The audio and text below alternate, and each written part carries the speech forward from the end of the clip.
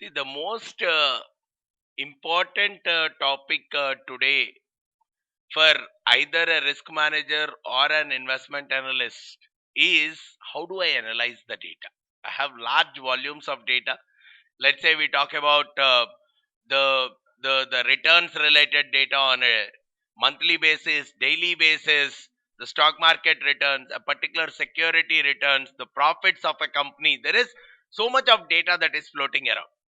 The moment I see a typical data with me, what kind of analysis I do or I should do, that is something that is very much essential for any kind of an analyst position.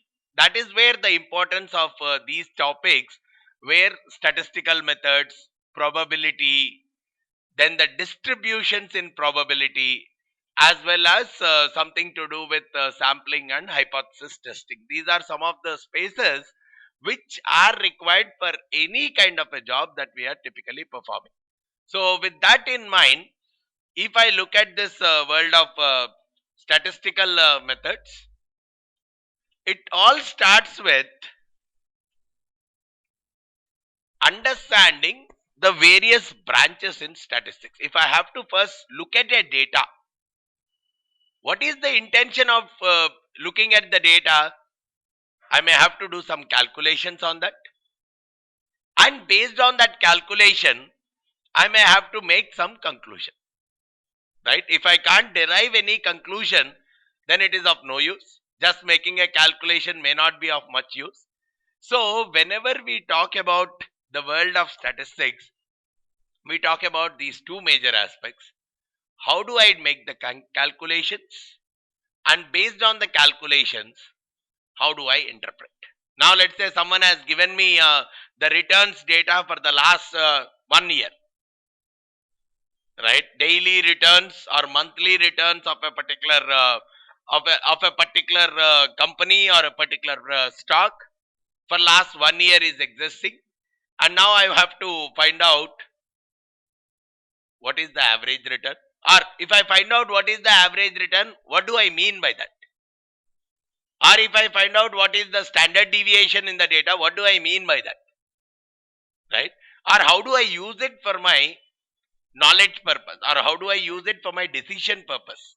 So from that standpoint, what we typically see is, in the world of statistics, we see that the whole breakup is into two aspects, the descriptive as well as inferential kind of statistics. The focus wise, descriptive means it helps us in doing the calculations, whereas inferential is the world where we make some kind of conclusions after looking at the calculations. And coming to our usage also here, the first chapter, the current chapter is more focused about descriptives, where we talk about different calculations that to be done.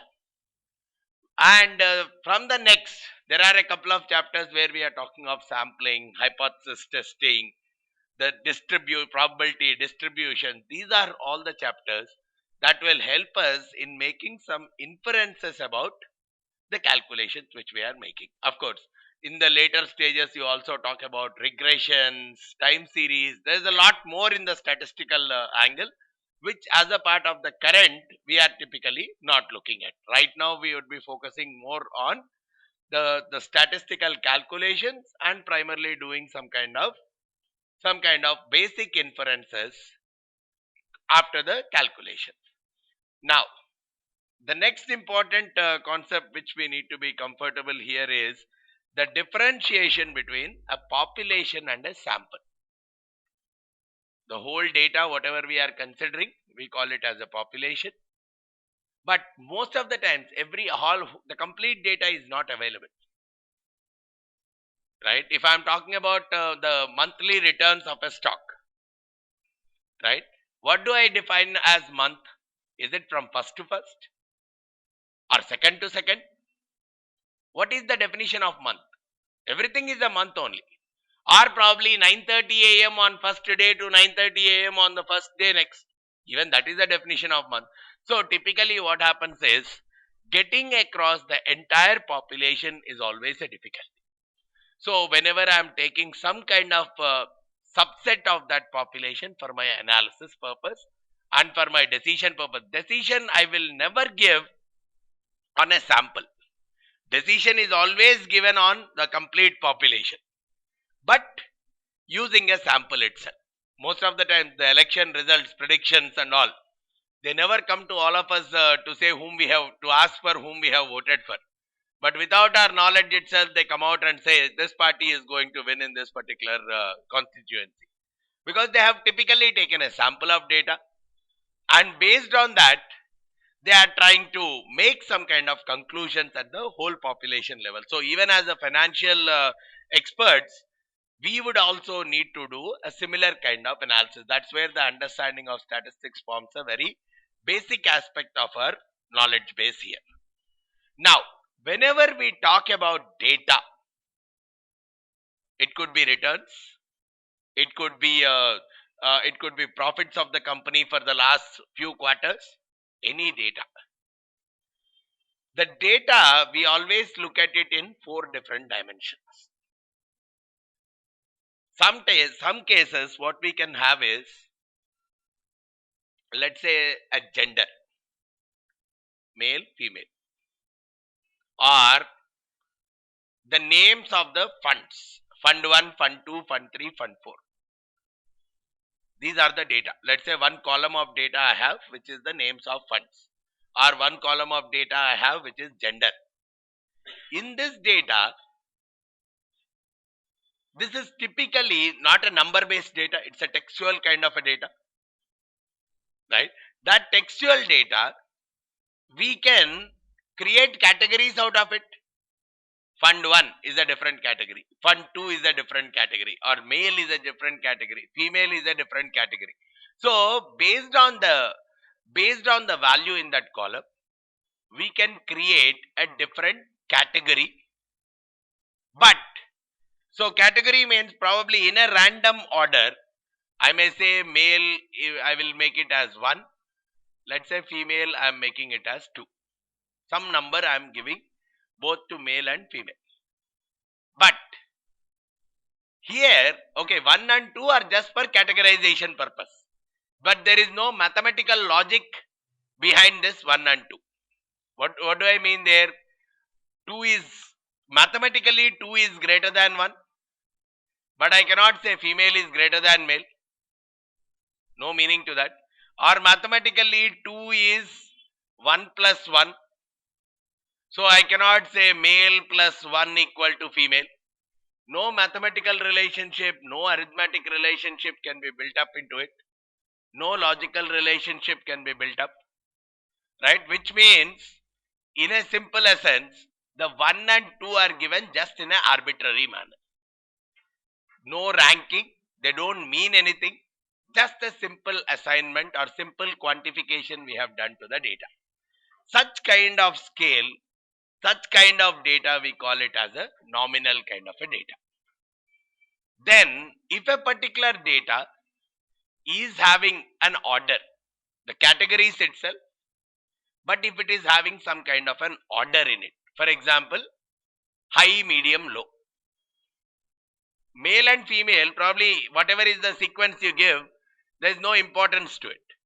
You can give male as 1, female as 2, or female as 1, male as 2. No relationship can be built. No mathematical relationship can be built there. But in some cases, like your preference level, high, medium, low. Right? If you are giving 1, 2, 3 for low, medium, high, probably you are building some kind of a relationship, at least saying, okay, 2 is greater than 1, which means probably medium is better than low. Some kind of a ranking can be given, right? But the difference in the ranking may not be clear. By how much extent medium is more than low? That difference can't be known, right? But we can definitely say greater or lesser kind of stuff, but I cannot say by how much kind of thing. If that is the data I am working with, that data we call as the ordinal data, which is better than nominal, because we can at least talk about the relative ranking of that data, but I cannot say by how much. So such kind of data we categorize them as ordinal. Typically the grades, A, B, C, D grades. I can definitely say A grade guy is better than a B grade guy. I mean, from whatever the assessment is, A grade is better than a B grade. But by how much? Right? But by how much, if I can't say, then it is going as a ordinal scale kind of a data. Then getting into the third one, the interval based scale, wherein I can talk about the difference at least, which is more like, let's say we talk about the temperature, 10 degrees versus 20 degrees versus 30 degrees, right? Here, people can very well say 20 degrees means 10 degrees more than the 10. 30 means 10 degrees more than 20. But they cannot say 20 degrees means twice that of 10 degrees. Right? 20 degrees temperature, 20 degrees C is not twice of 10 degrees C. You accept that? Simply you convert it. If I convert this into a Fahrenheit scale from a centigrade, right? Probably by doing into 9 by 5 plus 32. That's the conversion factor which we use. Right? So this is 10 degrees C is coming out to 50 degrees F. Whereas 20 degrees C is coming out to 68 degrees F. It is not double. Right? Whereas the same way if you go to the next, it is working out to 86 degrees F. What is it telling us? In one unit, probably it is showing a doubling behavior, whereas in the other unit it is not showing. But the difference is consistent here. Here the difference is 10 degrees C. Here also it is 10. Even if I translate it into another scale, the difference is still 18 only. The difference is consistent, but not the ratio. Ratio means if I multiply with something, the consistency is not existing. Such kind of data where the consistency does not come with the multiplication, but it comes with the difference, is what we call as an interval scale data. Especially wherever you are doing a band, right? And probably especially if your data is having a form y equal to some mx plus c. This kind of a form of a data, even your Fahrenheit is nothing but 9 by 5 times the centigrade plus 32, which is almost of the form of y equal to mx plus c.